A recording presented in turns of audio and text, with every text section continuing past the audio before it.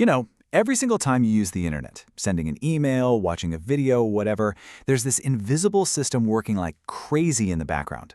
The best way to think about it, it's a giant global phone book. So today, let's pull back the curtain and see how this whole thing actually works.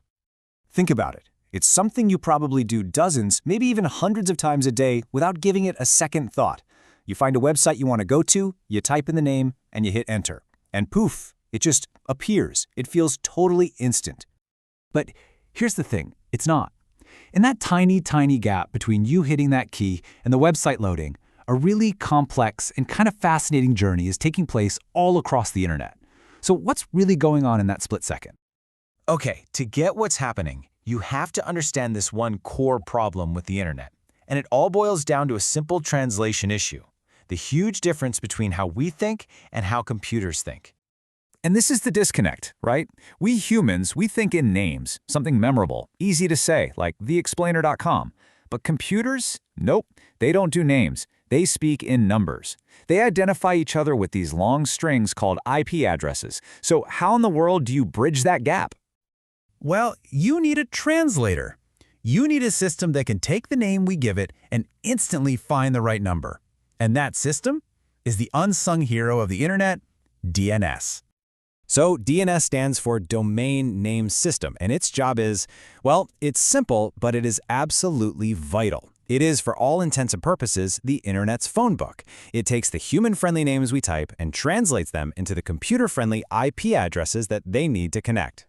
And here's why that matters: speed. The entire feeling of a fast internet really just comes down to how fast this lookup can happen. We're talking about milliseconds here, and every single one of them counts. You know, to really get how brilliant DNS is, we need to take a quick trip back in time. We got to see what the internet's early days were like before it existed. And let me tell you, it was a bit of a mess. Way back in the ARPANET days, that's the internet's granddaddy, there was just one single file called hosts.txt. That was it. It was a simple text document that listed every single computer on the network and its number. As you can imagine, that system became impossible, which led to the birth of DNS in 1983. I mean, just think about how insane that was. Every time a new number was added, someone had to manually copy an updated phone book to every single phone in the world. It was impossible to maintain, and there was just no way it could scale for an internet that was about to explode. All right, so how did DNS fix this nightmare? Well, it created this brilliant, dynamic, distributed system. Let's follow a single request on its journey, step by step, to see exactly how it works. So, first, your computer kicks things off with a request. The server it asks immediately checks its memory, its cache, to see if it's looked this up recently. If not, it goes on a search, asking other servers across the internet for help. And finally, once the right IP address is found, it sends it back to your computer, and only then does the website start to load. You can actually think of this whole thing as a little play with three main characters. The resolver, that's your computer asking the question. The name server is like the librarian that looks up the answer. And the DNS protocol, that's just the language they both agree to speak. In all these little conversations, they happen through one specific digital doorway. It's kind of like a secret handshake. Name servers are always listening on port number 53. That is the official designated channel for all this DNS traffic. But wait, there's more. The real genius of DNS goes way beyond just a simple one-to-one lookup. It has some amazing superpowers that basically make the modern internet possible. Its first superpower is independence. See, because DNS acts as the middleman, a website can completely change its physical location, its IP address, without ever changing its name. The name you know and love stays the same, even if everything behind the scenes changes completely. That's huge. And it gets even cooler. DNS can map one single name to a bunch of different IP addresses.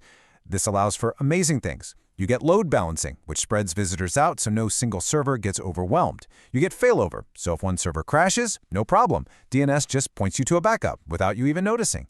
And you get geolocation, which can send you to the server physically closest to you, making everything load way, way faster.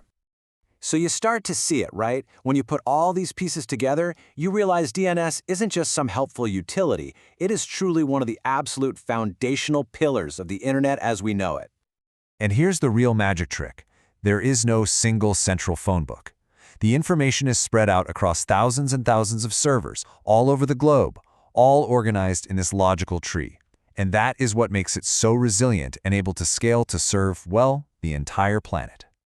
And that really brings us full circle, doesn't it? The big takeaway is this: without DNS, the internet would be basically unusable for most of us. We'd have to memorize and type those long, complicated strings of numbers for every single site we wanted to visit. DNS is the friendly face that makes it all just work.